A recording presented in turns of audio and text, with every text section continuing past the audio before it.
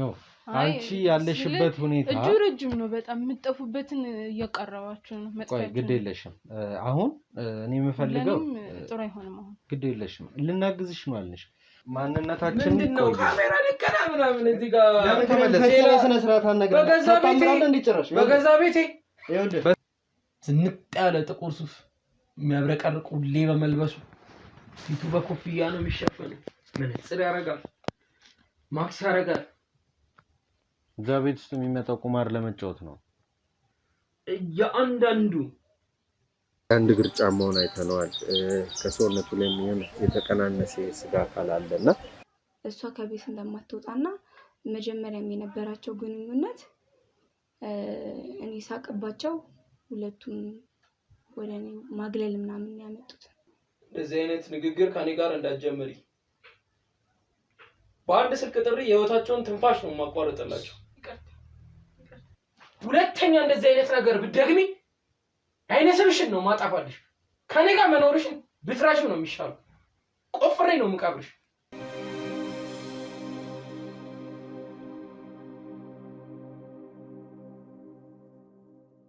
ቤተሰቦቻችን ድብቁን ካሜራ ለማየት ይችላል እቺ ልጅ ያለችበት ሁኔታ ትክክል አይመስለኝም ያው እኔንም ስተወራኝ ደስተኛ መስላ ያለችበት ችግር የቤተሰቦቿ ሁኔታ እቷም ታማሚ እንደሆነች ያው ትንሽ ለኔ ለመንገር ሞክራለች ግን በዚህ ሁኔታ እሱ በቤተሰቦቿ በእህቷ ያስፈራራት እንደምትኖር ግን የነገረችን ነገር የለም ያው ካለችበት ሁኔታ አንፃር በሷም የሚፈረድ አይነት ነገር አይደለም ትይ አሁን እንደወጣ ሰዎችኛ ሰዎች እንዲከታተሉት አድርገናል ያው ማለት ተመልሶ መጥቶ ችግር እንዳይፈጠር ማለት ነው ከሷ ጋር የተወሰነ ቆይታ እናርግ ቴዲኒ መስማት ያለብኝ ነገር ስላለ ነው እንጠይቃት እስኪ በምን ሁኔታ ነው በቤተሰቦቿ ታስራች ልጅ እንደዚህ በዚህ ልክ የተቀመጠችው የሚለውን ነገር ቀድመን ከሷ እንስማና ያው እሷንም ህይወቷን አደጋ ላይ ቤተሰቦቿንም አደጋ ላይ ከመጣል አድራሻዎቿን የቤተሰቦቿን አድራሻ ወስደን ቀድመ ጥንቃቄ ለነሱ ማድረግ እሷን ማውራት ይኖርብናል ብሎናል እንግዲህ ቴዲ ብሎኝ ሐሳቡን አምጥቶት ወደዛ ልንገባ ነው ውድ ቤተሰቦቻችን እህታችን በምን ምክንያት እዚህ ጉድ ውስጥ እዚህ መከራ ውስጥ እንዳለች አብረን እንስማና እሷን ነፃ ከወጣን በኋላ ይሄንን ነፍሰ በላ ወይም ደግሞ ቅጥር ነፍሰ ገዳይ አለቃ እንዳለውም ሰምተናል በትክክል ከፋዩ አለቃ ነው ያ አለቃም ለምንድን ነው የሚሰራው እሱን ብቻ አብረን ለማጣራት ከቴዲ ጋር ወደ ቤት ልንገባ ነው አሁንም አብሮነታችሁ ያለን ላይክ ሼር ሰብስክራይብ ሐሳብ አስተያየት ኮሜንት ሴክሽን ላይ እንግባ ካሜራ ማለት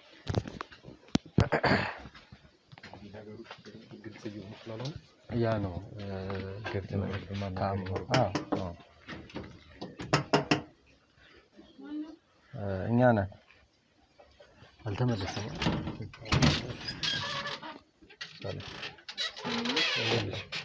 ደጋሚ መጣ ነው እንግዲህ ዛሬ ከጓደኛዬ ጋር መጣውብሽ ያው ሽልማት እንደነበር ነግረንሽ ነበር አይደል በዛ ጉዳይ ነበር አመጣጣችን ያው እኔም ደግሞ እሷን ማየት እፈልጋለሁ ብዬ ነው እሺ እናመሰግናለን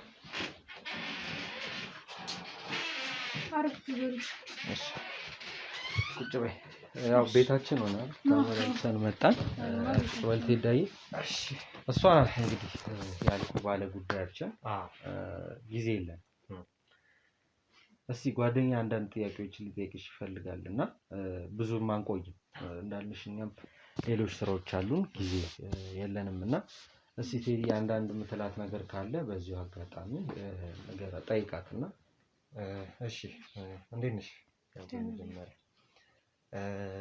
ያው አንዳንድ ጉዳዮችን አይተን መርምረን ነበረ ተመልካቾቻችንም እንዳሉ ታውቂያለሽ ካሜራ ይዘን ነው የምንመጣው አንዳንድ ነገር ሰማንና ስላንቺም ያው ስላለሽበት ሁኔታ ስላኗኗርሽ ብቻ የሆነ ነገር ሰማን ስለዛ ነገር ደግሞ ያው መጀመሪያ ዴቭም አንዳንድ ጥያቄዎች ጠይቆሽ ነበረ ግን ግልጽ አልሆነልንም ነበር አሁን ደግሞ ይበልጥ ውስብስብ ሆነብን ነገሮቹ እና ምንድነው የእውነት በትክክል ከባለቤትሽ ጋር ያላችሁ ግንኙነት ምን አይነት ግንኙነት ነው በቃ እንዳልኩ ለሱ ነገር አለኝ ባለፈው እኮ ለሱ ነገር ሳይሆን ለኔ ያልሽኝ ትክክለኛ የሆነ ትዳር አይደለም እህታችን አሁን ጊዜያችንን አናጥፋ። አሁን ከባለቤትሽ ጋር የነበርሽበትን ነገር አይተናል። አይ ሁሉ ነገር ባለፈው እንደነገርኩ ነው። ምንም የተለየ ነገር የለም። ተረጋጊ። ይገባናል ያለሽበት ስሜት። ልናግዝሽ ነው የመጣ ነው። አሁን እኔም ብቻ አይደለሁም እሱ ብቻ አይደለም እነሱ አይደሉ ውጭም ብዙ ሰዎች አሉ።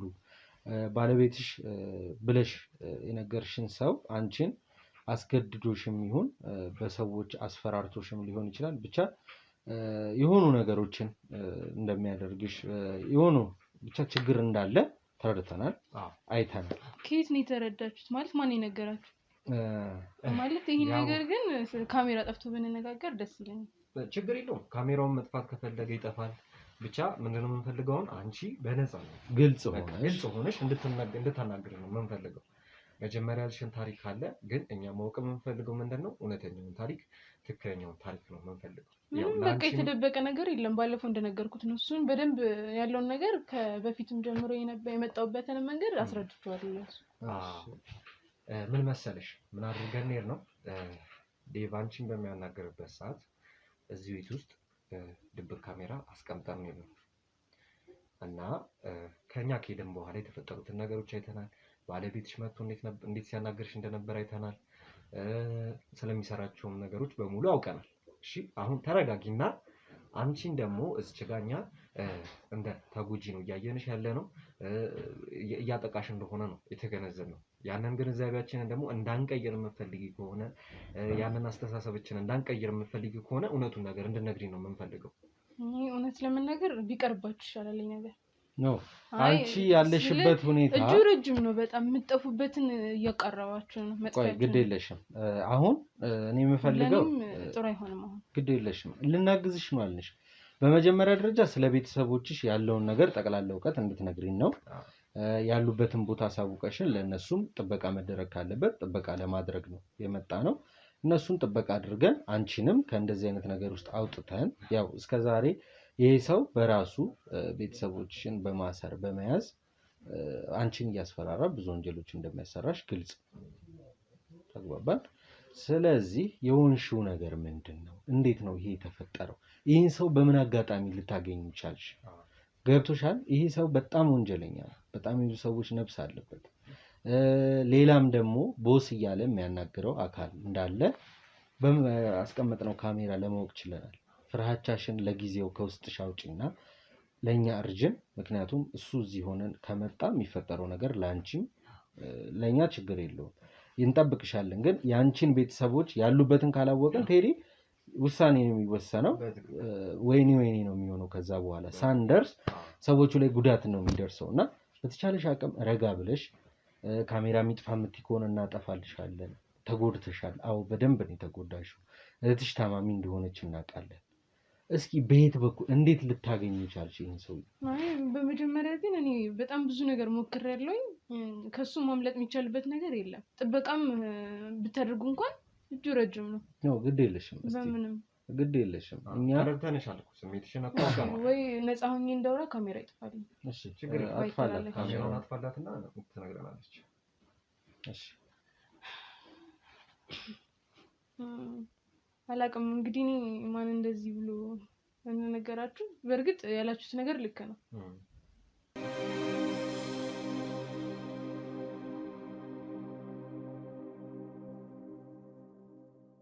ዛሬ መርካቶ ላይ ሱቅ የሚገዙበት ዋጋ የዛሬ ዓመት ግን ሱቅ የሚያከራዩበት ሊሆን ይችላል። ከ3.3 ሚሊዮን ሙሉ ክፍያ ጀምሮ ሱቆችን ገንብተን በአንድ ዓመት እናስረክቦታለን። እንግዲህ እንደምትመለከቱት ከዜሮ ተነስተን በ2 ወራት ውስጥ ብቻ ሰሚ ቤዝመንት አውጥተንለታል። በሚቀጥለው አንድ ዓመት ደግሞ ለእናንተ ለደንበኞቻችን የምናስረክብ ይሆናል ማለት ነው። በ640 ሺህ ብር ቅድመ ክፍያ የሱቅ ባለቤት መርካቶ ላይ መሆን ይችላሉ ማለት ነው። ይህንን ሱቅ ስናዘጋጅ ከ11 ካሬ እስከ 32 ካሬ የስፋት አማራጮችን ይዘን መተናል። ያወጣንለትም ከቤዝመንት እስከ 3ኛ ድረስ የተለያዩ አማራጮችን መርጠው መግዛት ይችላሉ። ቢፈልጉ የሚያከራዩት አሊያም ደግሞ ራስዎ ነግደው ትርፎን ማግኘት የሚችሉበት ጥሩ የኢንቨስትመንት አማራጭ ሊሆንልዎት ይችላል። ለበለጠ መረጃና ለሳይት ጉብኝት ደግሞ ከላይ በሚገኙ ስልክ ቁጥሮች ደውለው እኛን ማግኘት ይችላሉ። እናመሰግናለን።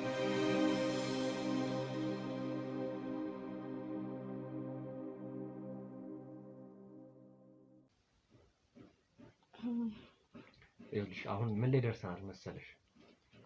አንዳንድ ስራዎችን አንቺ እንደምትሰሪለት አሁን ቀጥታ በያዝነው ማስረጃ ከሄድን ወንጀለኛ ነሽ አንቺ ማለት ነው።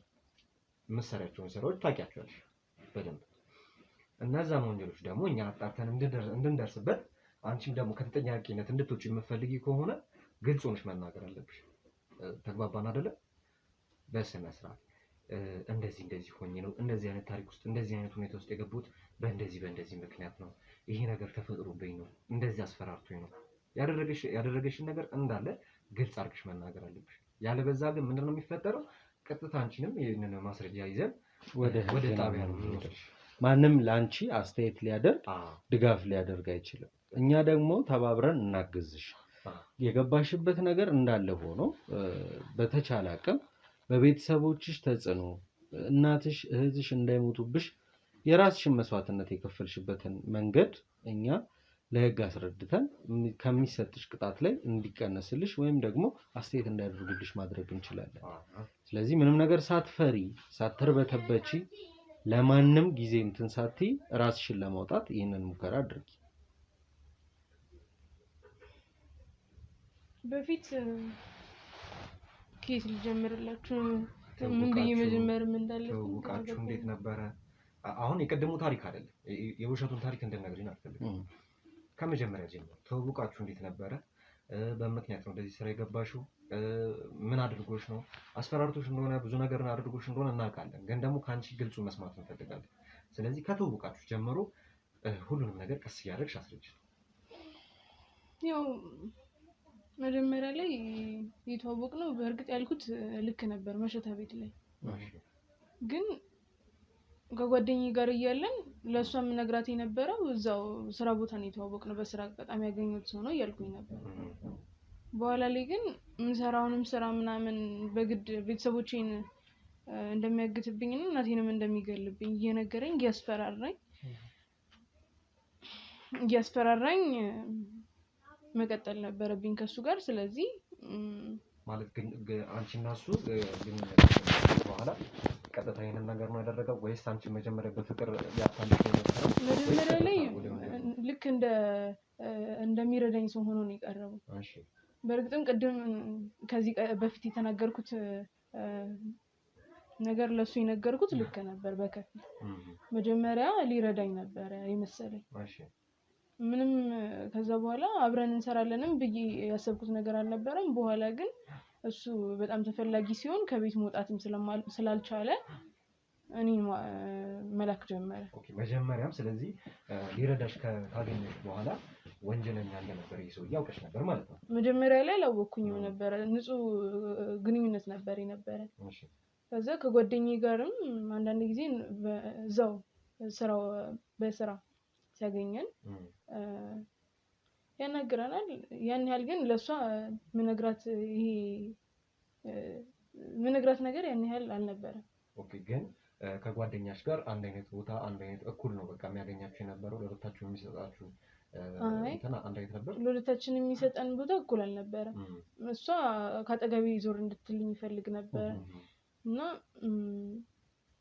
ከሆነ ጊዜ በኋላ በቃ በስራው መጀመሪያ አካባቢ ሲያስፈራራኝም ይሄን ያህል እንትን ነው ብዬ አላሰብኩም ነበር። በኋላ ምን ያህል አቅም እንዳለውኝ የቀበሌ ቤታችንን ሲያስወስድ ሳይቀር ምን ያህል አቅም እንዳለውኝ አሳየኝ። አዎ አሁን ምን መሰለሽ ይሄ ነገር ምንም አላቅም ነበር ብለሽኛል። እንደዚህ አይነት ነገር ውስጥ እንዳለ በምን አጋጣሚ ነው እንደዚህ አይነት ነገር ውስጥ እንዳለ ያወቅሽው? ማለት የቀበሌ ቤትሽን ያስወሰደበት ምክንያት ምንድን ነው?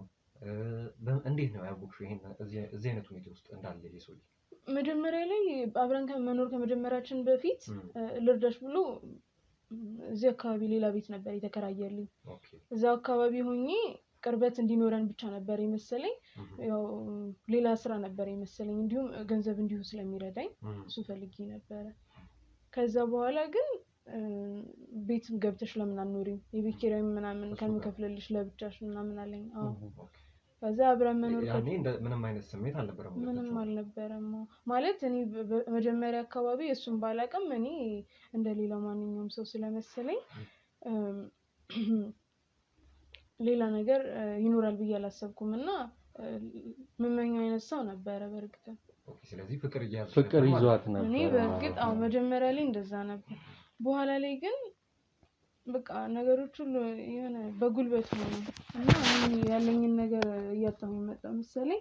በግድ ሆነ ሁሉ ነገር። ቤቱ ካስገባኝ በኋላ መጀመሪያ ላይ በፍቃዴ ነበር የገባው። እዛ የአካባቢውም ሰው እሱን ነበር የሚያውቀው፣ ግን እንድናገር ከኔ እንዲወጣ ግን አይፈልግም ነበር ለማንም እንድናገር። ከዛ በኋላ ከጓደኛዬ ጋር በጣም ቅርበት ስለነበረን ያለንንም ነገር ሲያይ በቃ ግንኙነታችንን ማቆም አለብን። ለምን በኋላ ስራውን ከጀመርን በኋላ መረጃ ይወጣል ብሎ ስላሰብ ምንም ደብቃት ነገር አልነበረም። ምንም ነገር ይሄንን ነገር ስነግረሻታል እሷ? አይ የምታውቀው በቃ እሱ ስራ ባልደረባዬ እንደነበር ብቻ ነው። ማለት በስራ አጋጣሚ ያገኘሁት ሰው ማለት ነው። እና በቃ ምን ነበር አሁን የመጀመሪያ ስራሽ ምን ነበር? መጀመሪያ የሰራሽ ወንጀሎችን እንደሰራሽ ያው ተማምነን ነው የምንነጋገረው። እዚህ ጋር ካሜራም ጠፍቷል፣ ምንም የምንወሻሸው ነገር የለም። መጀመሪያ ሰራሽ ወንጀል ምን ነበር? ያው ያንቺ ጥፋት እንዳልሆነ እናውቃለን፣ በግዴታ እንዳደረግሽው እናውቃለን። ችግር የለውም። በግዴታ ካደረኩት እኔ ተጠያቂ አልሆንም ማለት አትሁኝ፣ ችግር የለውም። አንቺን ምንም እንትን የሚል ነገር ውስጥ አንገባ። ሰዓቱ ግን እየደረሰ ነው የሚመጣበት።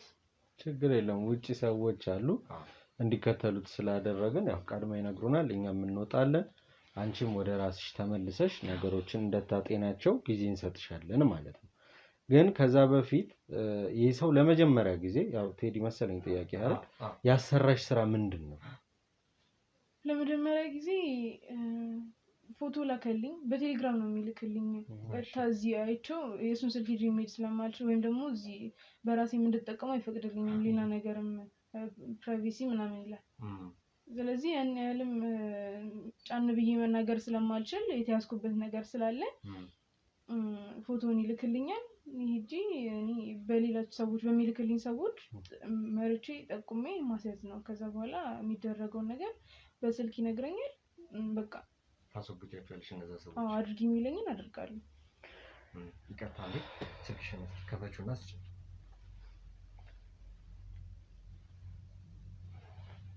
እሺ ቴሌግራሟን ከሱ ጋር ያወራችሁ ፎቶዎችን ካሉ ማስረጃዎች የሚባሉትን ነገሮች እንደሞ ያዘኝ። እሺ ያው ሰው አስገድይ ማለት በጣም አጸያፊና ከባድ ስራ ነው ታውቂያለሽ። ይህን ነገር መጀመሪያ ሲልሽ ይህን ነገር ስትጀምሪው ምን አይነት ሞመንት ነበር አንቺ ላይ? ምን አይነት ስሜት ነበር የነበረው? ማለት ምንም እንደማሰሪ ከዚህ በፊት እንደማታውቂ እንደዚህ አይነት ስራ ደርሰሽም እንደማታውቂ ነው ካንቺም እያየሁ እየተረዳሁ። መጀመሪያ ግን ይሄንን ስራ ሲያሰራሽ ምን አይነት ነበር እንትኑ የነበረው ያንቺ ስሜት? ማለት ለመተው አልፈልግም ለማለት ፈቃደኛ አልነበርሽም ወይስ እንዴት ነበር? መጀመሪያ ጊዜ ከዛ በፊት ምን እንደሚሰራ በእርግጥ በጣም ወድጄው ስለነበረ ይሄን ያህልም በቃ እሱ ይጠይቀኛል የሆነ ነገር ጫን ብዬ መጠየቅም አልችልም። የሆነ ነገር ስለው የሆነ ኮስተር ብሎ እንኳን ከተናገረኝ በቃ ለወደፊታችን በማሰብ ዝም ነው የምለው። ሌላም ተጨማሪ ንግግርም አልፈልግም ነበር። ከዛ በኋላ በቃ ነገሮች እንደዚህ የተበላሹ መጡ። ከሆነ ጊዜ በኋላ ማለት በፊት አንድ ላይ መኖር ከጀመርን በኋላ የሆነ ነገር ምናምን ወጥቶ ተደብቆ ምናምን ሲያወራ ሰማው ነበር። ከዛ ለማጣራት ስሞክር በቃ ምንም እንደማያገባኝ ነው የሚነግረው። ከዛ በቃ ከኛ ይበልጥም ብዬ ዝም ነበር ምለው። በኋላ ወንጀል መሆኑ ሲገባኝ እንትን ማለት ጀመርኩ። የሆነ የሸተተ ነገር ያሳርጋል። ለመውጣት ከዚህ ቤት ለመሄድ ምንም አላሰብሽም? ለመውጣት ሳይሆን ለማጣራት ነው። ምን እንደያዘብኝ አላውቅም። ለመውጣት ከዛ እዚሁ እንዳለሁኝ ለማጣራት ሞከርኩ። ማለት ያው ባሌ ምን እያደረገ ነው የሚለውን ለማወቅ ማለት ነው። በኋላ ላይ የሆነ ስራ በግድ ላይ መጣና ተጭኖኝ እንትን ለማድረግ ሞከረ። ከዛ አልሰራም ስለው የቤታችን እንትን አለ። ኦኬ የሰው ነፍስ እንድታጠፊልኝ ይፈልጋሉ ብሎ በግልጽ ነው የነገርሽ? አዎ መጀመሪያ ላይ የሆነ ፎቶ ላከልኝ። ከዛ አድራሻና ስልክ ቁጥር ምናምን ይልካል። ስልክ ቁጥሩ የዛው የሰዎቹ የሚይዙልኝ ሰዎች ናቸው፣ ተባባሪዎቹ ማለት ነው። እሱ የሚያዛቸው ናቸው። ከዛ የነሱን ስልክ ቁጥር ይልክልኛል። እኔ በሱ ምሪት መሰረት እኔ ማዘዝ እችላለሁ። እንደዚህ አድርጊ ይለኛል፣ እንደዚህ አድርጊ ይለኛል። እኔ ኮንታክት ማድረጋቸው ሰዎች ነው ማለት ነው። አየህ እዚህ ጋር ምን እየሰራ ነው ማለት ነው የሰውዬ ራሱ ከወንጀሉ አውጥቶ ሆኖ እሷ ላይ እንዲሳበብባት ነው የሆነው። እሺ ከዛ በቃ አድርጊ ያለኝን ነገር ማድረግ ጀመርኩኝ። ለምን ለቤተሰቦቼ ማሰብ አለብኝ። ታማሚ እህት አለችኝ እዛ ጋር፣ እሱን የሚረዳልኝ የሚያሳክምልኝ። ስለዚህ ለእናቴ ማሰብ ስለነበረብኝ፣ ለቤተሰቦቼ መትረፍ ስለነበረብኝ፣ በዛ ላይ ምንም አሁን የሆነው ነገር ቢሆንም በፊት ያደረገልን ነገር አለ። እሱም ይዞኝ መጀመሪያ ላይ በሁለታም ብቻ ሳይሆን በእንትንም ጨመረበት፣ አስገድደኝ። ኦኬ እሺ። ከዛ በቃ እንደዚህ የሚያዘኝ ነገር ምናምን ነበረ። በቃ ግዴታዬ ስለነበር ፈጽማለሁ። ኦኬ ሶ ለቤተሰብ ነው ይሄ ሁሉ ዋጋ የተከፈለው ነው። በመጀመሪያ በሁለታ በማሰር እሷን ፍቅር እንዲይዛት ነው ያደረጋት። እቺም ልጅ ከዛ በኋላ ያው ለእናቷም ብዙ መስዋዕትነት እንደከፈለች ነው እየተረዷት ያሉት እንደገባኝ። ይህም ሰው እንግዲህ በሱ እጅ ሳይሆን በሷ በኩል ነገሮች እንዲፈጸሙ ትዕዛዞች እንዲያልፉ እሱንም የሚያዘው አካል አለ። በዛ ላይ ደግሞ እሷን ጨምሯት እንደ ልቡ እየወጣ እየገባ ለምን እሱ ተጠያቂ አይሆንም። አሁን ዛሬ ላይ እኛ የመጣንበት መንገድ የተጠቆምነው አጠቋቋም ወደሱ መራን እንጂ እቺ ልጅ ናት ነው ፋይናሊ እሷን ነው። እሷን ደግሞ ይዛት እንዲስታወጣጣት ካልሆነ በስተቀር ይህን ሰው በምንም አይነት መንገድ ላናገኘው እንችል ነበረ። ያው በግራም ሆነ በቀኝ እቺ ልጅ ያው ከተጠያቂነት የሚያድናት ነገር የለም። ምክንያቱም በጣም ብዙ ነፍሶች ጠፍተዋል። ጭራሽ ገና ፕሮሰስ ላይ ያሉም ሰዎች እንዳሉ ነው። ቼክ አድርጋችሁት አይደል ስልኩ? አዎ ቼክ ተደርጓል። እስቲ አንዳንድ ፎቶዎች ቴሌግራም ላይ የተላኩ አንዳንድ ፎቶዎች እና በምን ምክንያት እኔ አሁን እነዛ ሰዎችን የሚያስጠፉበት ምክንያት ምንድነው? አለቃ ከሚባለው ሰው ጋር ተገናኝተሽ ታውቂያለሽ? አይ በንግግር በመልክም በምንም ነገር ስልክም አንቺን አያወራሽም ከሱ ውጪ? በመልክም አላውቀውም። እዚህ ግን ሲያወራው ሰማለሁ። ያው የኛም እኮ ይሆናል ፎቶ አያየው ነው ከስር ያለው ያው አሁን ባለፈው የሞተው ጓደኛችን ነው። ከላይ የኛ አለ። ያው ሁሉም ግሩፕ እዚህ ውስጥ አለ። እኛ አሁን ስለዚህ እዚህ ውስጥ ያለውን እንዳለ እንትን እየጠበቅን ነው መሰለኝ። ጊዜያችንን እየጠበቅን ነውና የሚደረስባቸው የማይመስላቸው አይነት አንዳንድ ሰዎች አሉ። ያው እኛም ደግሞ ቁጭ የምንልበት የምናርፍበት ምክንያት የለም ውድ ቤተሰቦች። ምክንያቱ ምንድነው? እያየን መቼም ወደ ሞት አንሄድም። ሰውም እንዲያልቅ አናደርግም። ያው አንቺም ስለ ቤተሰቦች አድራሻ ውጭ ያሉ ሰዎች ለነሱ ተነግራቸዋለሽ። ከዛ በኋላ ቤተሰቦችን እኛ በተቻለ አቅም የራሳችንን ጥበቃ እናደርጋለን። የተባለውም የቀበሌ ቤት የተባለውም የተቀማ ቤት ካለ እሱንም ያው ወረዳ ላይ ምናምን ላሉ ሰዎች ኮሙኒኬት በማድረግ ያ ቤት በምን አይነት መንገድ ተቀማ፣ እነዚህ ሰዎች ለምን ጎዳና እንዲወጡ ተፈቀደ የሚለውን ደግሞ ያው እዛም ጋር ሰዎች ሊኖሩ ስለሚችሉ ነው። ዝም ብሎ ከመሬት መቼም ተቀበሌ ሰው መጥቶ ውጡ አይልም። እዛም ጋር በገንዘብ ኃይል የተያዙ ሌላ ሰዎች አሉ። እነሱን ደግሞ በእንደዚህ አይነት መንገድ አጣርተን ቀበሌውን መጠየቅ ካለበት ቤተሰቦቿም ጋር ያሉ የቤቱ ማስረጃዎች ውል የተዋዋሉበት የቀበሌ ቤት ላይ ያው በውል ነው የሚኖረው።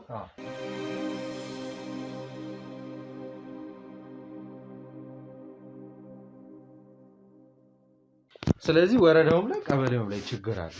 በገንዘብ ነው እንጂ ማንም ሰው ከሚኖርበት ልጆቻቸውን ወልደው ከኖሩበት ቤት ውስጥ እሷ ገና ለገና ይሄን ስራ አልሰራም ማለች ብሎ የሚያስወጣት ሰው የለም። እንደዛ ነው የሚሰማኝ። ያንን ክትትል እናድርግ። መደወል ላለበት አካል ይደወል። እነዛን ሰዎች ለማጣራት እንሞክር። ስልክ እየጠራ ነው መሰለኝ። ውጭ ነው? ከውጭ ከበር ላይ ነው። ሌላ ወይ እየመጣ ነው። ይግባ። እሺ ችግር የለውም። እንትን እንዳትሉት ይግባ። እንደሌላችሁ ነገር ሆናችሁ እንትን በሉና ይግባሽ። እንትን እንዳትሉ ይግባ። ቀጥታ ይግባ ወደ ቤት። በቃ ደርሷል አይደል? በቃ እናንተ ስጉር ቦታው ነው። ለማንኛውም አስቸጋሪ ነገር ካለ ደውላለሁ። እሺ እንግዳው ባለቤትሽን እየመጣ ነው።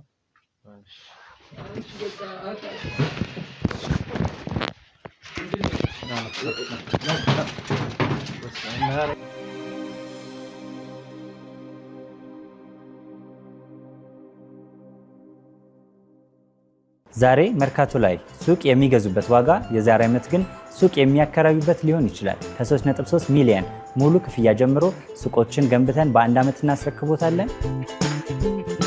እንግዲህ እንደምትመለከቱት ከዜሮ ተነስተን በሁለት ወራት ውስጥ ብቻ ሰሚ ቤዝመንት አውጥተንለታል። በሚቀጥለው አንድ ዓመት ደግሞ ለእናንተ ለደንበኞቻችን የምናስረክብ ይሆናል ማለት ነው። በ640 ሺህ ብር ቅድመ ክፍያ የሱቅ ባለቤት መርካቶ ላይ መሆን ይችላሉ ማለት ነው። ይህንን ሱቅ ስናዘጋጅ ከ11 ካሬ እስከ 32 ካሬ የስፋት አማራጮችን ይዘን መተናል። ያወጣንለትም ከቤዝመንት እስከ 3ኛ ድረስ የተለያዩ አማራጮችን መርጠው መግዛት ይችላሉ። ቢፈልጉ የሚያከራዩት አሊያም ደግሞ ራስዎ ነግደው ትርፉን ማግኘት የሚችሉበት ጥሩ የኢንቨስትመንት አማራጭ ሊሆንልዎት ይችላል። ለበለጠ መረጃና ለሳይት ጉብኝት ደግሞ ከላይ በሚገኙ ስልክ ቁጥሮች ደውለው እኛን ማግኘት ይችላሉ። እናመሰግናለን።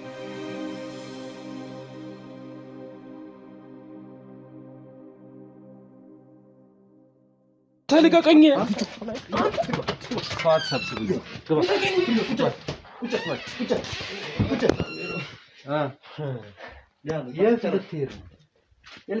ነፍሰ ገዳይ ጀግና ማንነታችን ምንድነው? ካሜራ ልቀና ምናምን እዚህ ጋር በገዛ ቤቴ በሰው ደም የገነባው ቤት ነው። ለመታወቅ ማንነው ለማስፈራራት እየሞከርክ ያለው? ማነህ? ስማ ይኸውልህ ጨዋታ ያወራችሁ እንደሆነ አላወቃችሁም። ማንም ልትሆን ትችላለህ። እየዛትክ ነው። በገዛ ቤቴ ካሜራ ደቅነ መተ አንተ የምታስፈራራኝ ማነህ? ምን አሮጥ እናስገባለን? ምንም ከሌለብህ ለምን ሮጥክ? ስራህን ስለምታውቅ ስራህን ስለምታውቅ የኔን ስራ እኔ አውቀዋለሁ። አንተ እግርም ፈታው በገዛ ቤቴ ምን አድርገህ የምትለው? ዝም በል። ቤቴ አትበል፣ አትጩህ። በሰው ደም የተገነባ ቤት ነው። አትጩህ። የልጅቷን ቤት ነው። አዎ በሰው ደም የተገነባ ቤት። ሁለታችሁም በስነ ስርዓት የማታናግሩኝ ከሆነ እሺ ምን ልታደርግ ነው? ነገር ነው እንጠብቅ እስኪ። ምንድነው የሚፈጠር ነገር አለ? ቶሎ ልፈጽመን ነው ለገለህ ታቀናለህ ብዬ አስባለሁ። ቴሌግራምህ ላይ ፎቶ አለ። ያቀናል እንጂ በደንብ ሲወጣት እንደገና እንደገባ እኮ ነው ተጠቁ። ምን አደረገልህ? እስካሁን ያረክበት የተጠቀምክበት ነገር አለ? ገንዘብን ቤተሰቦቻችሁ ላይ ባትፈርዱ ይሻላል። ይኸውልህ ህይወታችሁን በሰላም ብትኖሩ ይሻላል። ሰማኛለህ? ምንም አታመጣ። እየሰማኝ ነው አይደል? ዛቻው ምንም አታመጣ። ስላልተያዝከን እስከ ሰማኝ አይደል? እየሰማኝ ማስረጃ ኖሮ ልታሳየኝ አትችልም። ማስረጃ ካለ አለኝ። ማስረጃ አሳየኝ። በደንብ አለ። እኔን የሚሆነጅል ማስረጃ ካለ አሳየኝ። ይሄ ማለት ምንድነው? ይሄ እሱ አይደለም። ይሄ እኮ ፎቶ ነው እና ይሄ ማስልክ ነው። ይሄ የሚስት ስልክ ነው። ሰማኝ አይደል? ጉዳይ እንድታስፈጽምልህ ልታሳጥብና ልታመጣልን ነው። ስጦታ ልትሰጠን ነበር። የሁሉ ፎቶ የተደረገው ተሸጉዳችኋል። እኔ የሚያነካካኝ ነገር ይሄ ልጅ በህይወት አለ። ይሄ ልጅ አለ ወይ? የሚያነካካኝ ነገር የለም። አይነን ነው ማጠፉ። እየሰማኝ ነው አይደል? ልቀቀኝ እንዴ! ካሜራማን ቀልዳለህ።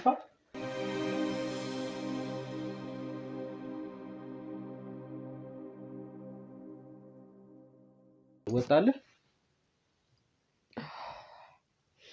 በጣም ከባድ ሁኔታ ውስጥ ነው ያስገባችሁ። ራስህን እኮ ነው ራስህ የከተትከው። አልገባም፣ በእውነት አልገባም ምን እየተካሄደ እንደሆነ። ምንድነው? ምን ይካሄዳል? አሁን እኮ የተባልከው እየሰራ ያለው ስራ ትክክል እንዳልሆነ አውቀን ደርሰንበት ነው አይደል? እስከመሯሯጥ እኮ የሚያደርሰን ጉዳይ የለም እኮ። ይሄ እኮ ያለቀለት ጉዳይ ነው። ባለቤቴ ብለህ ቤት ውስጥ አስቀምጠህ እንኳን የምታሰቃያት ሴት ምን ያህል እዚህ ውስጥ ምን ያህል ዋጋ እንደከፈለች እኮ የሚታይ ነገር ነው። እንደምታወራው ቀላል ቢሆን ኑሮ እኔም እያንዳንዱን ነገር ዝግዝግ አድርጌ መናገር ይቀለኝ ነበር። ግን በጣም ከባድ ነው። ምንድነው? እስኪ ከምታስበው በላይ ነው። አንተ አለቃ አለ ይመስለኛል አይደለ? ባለቃ ነው የምትሰራው። እኛ እንደውም ዋነኛውና የመጀመሪያው አዛዥ ገዳይ የተባለው ሰው አንተ እንደሆንክ ተነግሮ ነው የመጣነው። በቃ በሱ ብደመድሙ ይሻላችኋል፣ እኔም ብትወስዱኝ ይሻላችኋል። ምን ማለት ነው ይሄ? እኔ ላፊ ነገር አልፈልግም፣ ከዚህ በላይ እዚህ ነገር ውስጥ መቆየት አልፈልግም። ይኸውልህ ባለቤትህ በራሷ መንገድ እዛው አድርጓቸው እስቲ። አንተ በራስህ መንገድ ራስህን ነፃ መውጣት ትችላለህ። በብዙ ገንዘብ ተገዝተህ ሊሆን ይችላል። አንተም ባለቤትህን እንደምታስፈራራት በቤተሰቦች ተዝቶብህ አስፈራርተው ሊሆን ይችላል። አያስፈልገኝም ያንተ እንደዚህ ማድረግ። ለኔ እየነገርኩህ እኮ ነው። ህይወቴን ብሰጥ ይቀለኛል እያልኩህ እኮ ነው። ስለዚህ እስካሁን የነበረው ዱላ በቂ አይደለም ነው ላንተ አይደል? ብዙ ነገሮች ያሳለፍክ ሰው ስለሆነ እቺ ላንተ ምንም ናት አይደል? በፈላክ አርገ መውሰድ ይችላል። ግን እኔ እየነገርኩ ነው። በቃ የምትፈልገውን ነገር ከኔ ጋር ጨርስ። በቃ ሌላ ነገር ውስጥ አትግባ። ይሄ ሁሉ ሰው ቁጭ ብሎ የሚጠብቀው አንተ ነው። የሰማኸኝ ነው አይደል? አይተሃል በር ላይ ያለውን ሰው እኮ። የፈለጋችሁትን አርጉኝ አለው። በቃ እኔ አልበቃም። እዚህ ጉዳይ ውስጥ የገባህበት ምክንያት እስቲ አሳውቀን። አንተ አሳልፈ የማትሰጥበትን መንገድ ይኸውልህ፣ እኛ የህግ አካሎችም አሉ። እዛ ሄደህ በስነ ስርዓት ጥያቄውን ትመልሳለህ። ለኛ እኮ ችግር አይኖርም። ተግባባን? እሷ ልጅ ለምን አትይዟትም እዛው? የሰማኸኝ ነው አይደል? የገባህበት እዚህ ስራ ውስጥ ያስገባህን ሰው ብቻ ለኛ ከነገርከን በቂያችን። ኮሱን እኮ ነው እንደዚህ በቀላሉ መናገር ቀላል የማይሆንልኝ። በጣም ከባድ ነገር ነው እየጠየቀኝ ያለው። እንተረዳኝም። ኦኬ፣ ስለዚህ ያለህበት ቦታ ተመችቷል አይደል? እንዳልኩ ነው እንግዲህ ስለምትገላቸው ሰዎች ማንነት አታውቅም። ፎቶአቸው ይላክልሃል፣ ለሷ ትልክላታለህ፣ ጉዳይ ታስፈጽማለህ። ልጅ አሳልፋ ሰጣኝ። ያለችበት ህይወት የሷ ቀልድ ነው እንደሚመስልህ? ተማታቀው ነገር በጣም ብዙ ነገር አለ። እስኪ ማናቀውን ንገረና እንረዳ። እስኪ አንተን እስኪ ይሄን እንዲህ ውስጥ የከተተህን ነገር እንረዳ፣ ንገረን እስኪ ምንድነው? እስኪ የትኛው ዋጋ ነው ለአንተ የሰው ልጅ ህይወት ዋጋ ከሌለው የትኛው ዋጋ ነው ይሄን የሚያስከፍል? አንተ ህይወት ላይ ዋጋ ከሰጠ ሰው በላይ ምን አለ ዓለም ላይ? ህይወት ዋጋ አለው ብሎ ላንተ ህይወትን ከሰጠ ሰው በላይ ምን አለ? ላንተ ህይወት ዋጋ የሰጠው ሰው ግደል ብሎ የሚልክ ሰው ነው። እኔ ስለሚደረገው ግድያ ስለሚሰራው ስለየትኛውም ነገር ብትጠይቀኝ በዚህ ሰዓት ምንም ልመልስልህ አልችልም። ምክንያቱም በጣም ከባድ ሁኔታ ውስጥ ነው የገባሁት። በጣም ከባድ። በዚህ ሰዓት ራሱ ውጪ ምን እየተከናወነ እንዳለ አታውቅም አንተ። ምንም ሊከናወን ይችላል። በጣም ረጃጅም እጅ ያላችሁ ሰዎች ጋር ነው እየተጋጫችሁ ያላችሁት እና እኔ በዚሁ ጨርሱት። እኔ ጋር ይብቃ ይቁም። እኔ እንደፈለጋችሁ አርጉኝ አደርጋለሁ፣ እንዳትጠራጠር እሱን። በቃ ሌላ ሰው አሳልፌ እንደሰጣችሁ ግን አታርጉኝ። ህይወቴን በቃ ህይወቴን እንደመስጠት ነው። እሺ በአንድ ነገር እንስማማ። ሰው አሳልፈህ አትስጠኝ። እሺ ሰው አልፈልግም ካንተ። እሺ ስላንተ የሥራ ኃላፊነት እዚህ ስራ ውስጥ ደግሞ በምን አማካኝነት እንደገባህ ብቻ ያለችውን ነገር ለኔ ንገር።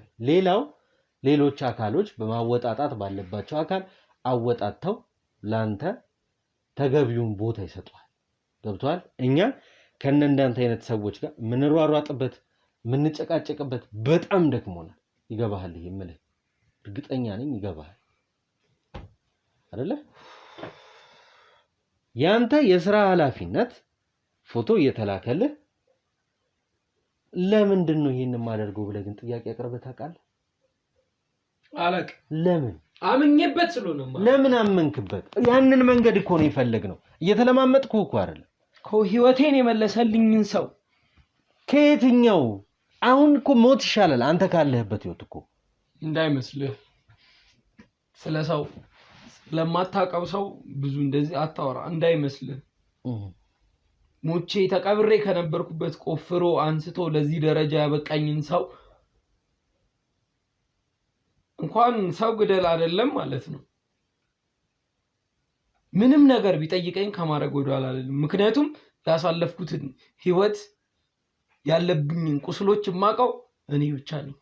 ገብቶሃል? እኔ ብቻ ማንም የኔን ህይወት አይኖርልኝም። ማንም ደግሞ የለኝም። ብቸኛ ነኝ። ይገባሃል? ብቸኝነት ማለት ምን ማለት እንደሆነ ታውቀዋለህ? እሺ ብቸኛ ስለሆንክ የሰዎች ሞት የሰዎች ደም መፍሰስ አያገባህም ማለት ነው አይደል? ነገ አንድ መስመር ብትስት ይሄ እጣ ፈንታ ወደ አንተ እንደሚመጣ ታውቀዋለህ? አሳምሬ አውቀዋለሁ። ከአንድም ሁለት ጊዜም ደግሞ ደርሶብኛል። ስለዚህ ለህይወትህ ምንም አይነት ሪስክ አትወስድም ማለት ኖርማል አይደል? አንዴ ኖሬበት ለማልፈው ህይወት 3-4 ጊዜ መጨነቅ ካቆምኩኝ በጣም ቆይቻለሁ። ከባል እያልኩ ያሉት ልነግርህ የምችለው ነገር ቢኖር አሁን የጠየቀኝ ያለፈው ታሪኬን ልንገርህ። እኔ ጎዳና ተዳዳሪ ነኝ። ስወለድ እናቴንም ሆነ አባቴንም አላውቅም። በሱስ ውስጥ ነው የኖርኩት፣ በሱስ ውስጥ ነው ያደግኩት። በእስር ቤት ህይወት ነው ረጅም ጊዜ ነው ያሳለፍኩት። በጣም ብዙ ሊረሱ የማይችሉ ጠባሶች ነው ሰውነቴ ላይ ያሳረፍኩት።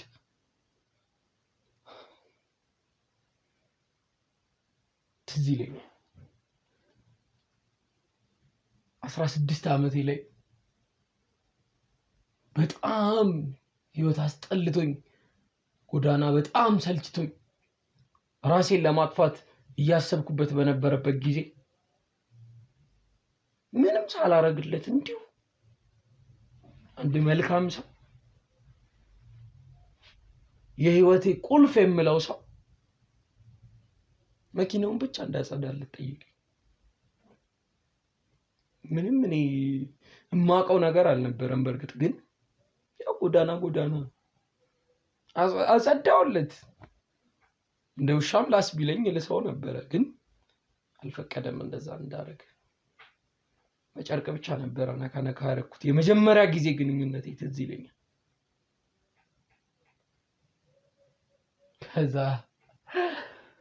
ከዛማ ማንም ሰው ያልሰጠኝን ቦታ፣ ማንም ሰው ያልሰጠኝን ክብር፣ ማንም ሰው ያላሳየኝን ዓለም አሳየኝ።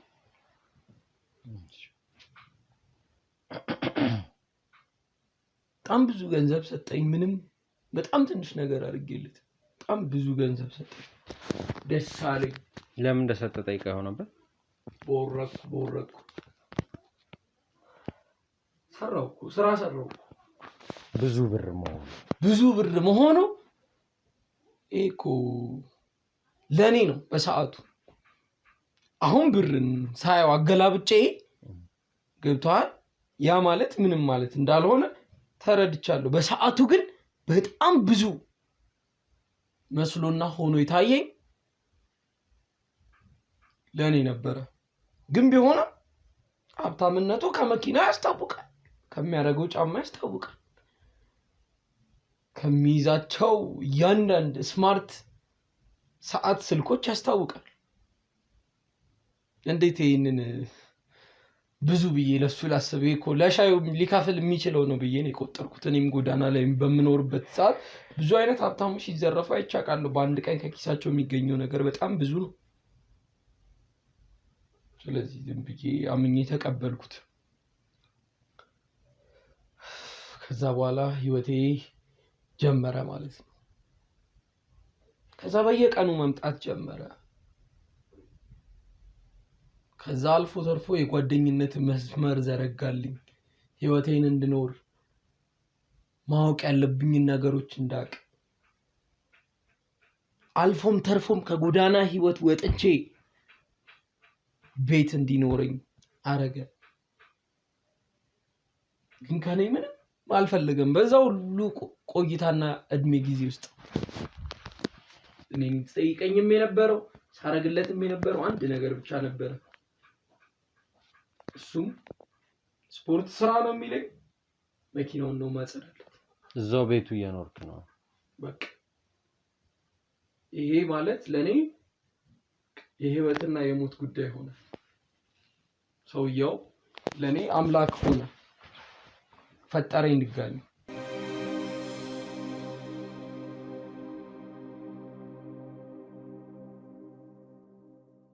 ዛሬ መርካቶ ላይ ሱቅ የሚገዙበት ዋጋ የዛሬ ዓመት ግን ሱቅ የሚያከራዩበት ሊሆን ይችላል። ከ3.3 ሚሊዮን ሙሉ ክፍያ ጀምሮ ሱቆችን ገንብተን በአንድ ዓመት እናስረክቦታለን።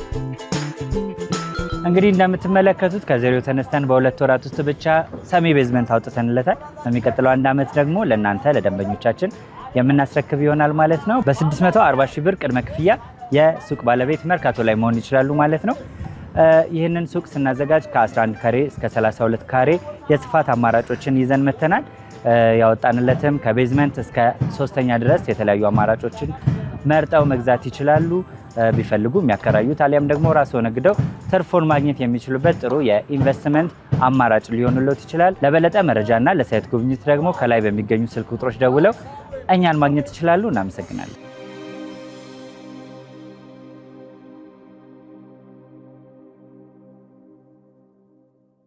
ከዛ እንደነገርኩ ነው ያሳለፍኩት ሁሉ ህይወት የተሳካ የተስተካከለ ያማረ ሆነልኝ። ከዛ በኋላ አንዳንድ ስራዎች አለፍ አለፍ እያሉ መምጣት ጀመሩ። እነሱም ስራዎች ቢሆን እኔ ወንጀል ውስጥ እንድገባ ያደረገኝም ነበር። እንዲጠነቀቅ በጣም ይነገረኝ ነበር። ግን ከዛ ሁሉ በጣም የሚገርመኝ ነገር እዛ ቤት ውስጥ የሚመጡ ባለሀብቶችና እዛ ቤት ውስጥ የሚዘዋወረው ገንዘብ የሚዘዋወረው ሀብት ጭንቅላቴን በጣም አስፍቼ እንዳስብ ጠቀመኝ። በምን ምክንያት ነው እነዛ ገንዘቦች የሚዘዋወሩት? የታወቀ እኮ ነው። ቁማር ከባለስልጣን ጀምሮ እዚህ የቁማር ህይወት ውስጥ ያልተዘፈቀ ሰው የለም። ሁሉም አለበት። ከተማችን አለ የምትሉ ባለሀብቶች በጠቅላላ አሉበት። ከዛ ይሄን ላይፍ ይሄን ህይወት ይሄን ኑሮ እኔም ለመቀላቀል ወሰንኩ። ቢሆንም ግን በህይወቴ ሁሉ ጊዜ መጓጓውና ማሳካት የምፈልገው አንድ ነገር ነው። እሱም የዋና የቦሱ ቀኝ እጅ መሆን ብችል፣ ላየው ብችል፣ አንድ ጊዜ ብቻ ላገኘው ብችል፣ አንድ አጋጣሚ ተጠቅሜ ሁሌም በህይወቴ የምፈልገው ትልቁ አጋጣሚ እሱ ነው። ስለዚህ ያገኘው አልተሳካም። ላገኘው አልቻልኩም። ምን ነበር ምክንያቱ? ምክንያቱም ሲገባም ሆነ ሲወጣ በጥቁር መኪና መሆኑ፣ ከዛ ባለፈ ከ3 ከ4 ጋርድ ያላነሰ ሁሌ አብረውት በመንቀሳቀሳቸው፣ አጃቢ መኪና በመያዙ፣ ዝንጥ ያለ ጥቁር ሱፍ የሚያብረቀርቅ ሁሌ በመልበሱ፣ ፊቱ በኮፍያ ነው የሚሸፈነው፣ መነጽር ያደርጋል፣ ማክስ ያደርጋል። እዛ ቤት ውስጥ የሚመጣው ቁማር ለመጫወት ነው።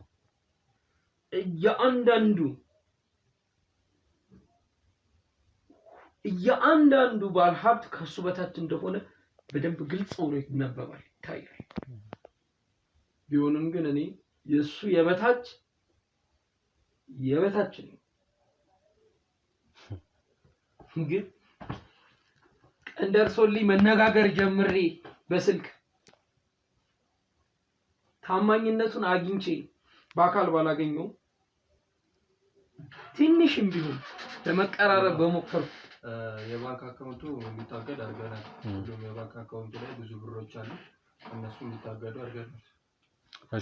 እሺ ያው ቴሌግራም ላይም ያሉት ፎቶዎች የሞቱትና ያሉትም ደግሞ እንዲጣሩ የምትችሉትን አድርጉ። እሺ ከስልክ ግንኙነት ውጪ ከዚህ ሰው ጋር የምትገናኙበት መንገድ አልተፈጠረም ነው? በአጠቃላይ ሊፈጠር አልቻለም።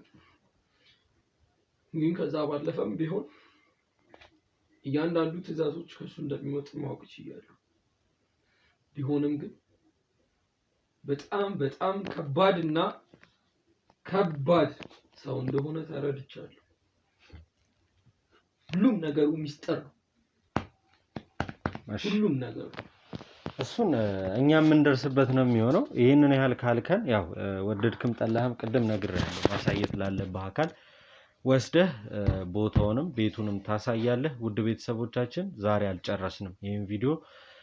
ከዚህ በመቀጠል እንግዲህ ቁማር ይጫወቱበታል። ባለስልጣንም ሆነ ማንም ሰው ተሰብስቦ ካርታ ይጮቱበታል። ወደ ተባለው ቤት ወስዳችኋለሁ። እናንተ ላይክ፣ ሼር፣ ሰብስክራይብ አድርጉ። ሐሳብ አስተያየት በድጋሚ ኮሜንት ሴክሽን ላይ ያስቀምጣችሁ የነገ መብርቻችንን የነገ ጉልበታችንን ስጡን እላለሁ። ቀጣይ ካሜራውን ይዘን እንግዲህ ወደዛ ቤት እንሄዳለን። እዛ ቤት ደግሞ ምን ይፈጠራል? ይሄ ባለስልጣን ጋር ቁማር የሚጫወት ከሁሉም ባለስልጣን በላይ ነው የሚባል ሰው ማን ነው የሚለውን አብረን በጉጉት እንጠብቃለን። ላይክ፣ ሼር፣ ሰብስክራይብ፣ ሐሳብ አስተያየት ኮሜንት ሴክሽን ላይ በድጋሚ ይቀመጥ። ቸር ቆዩ።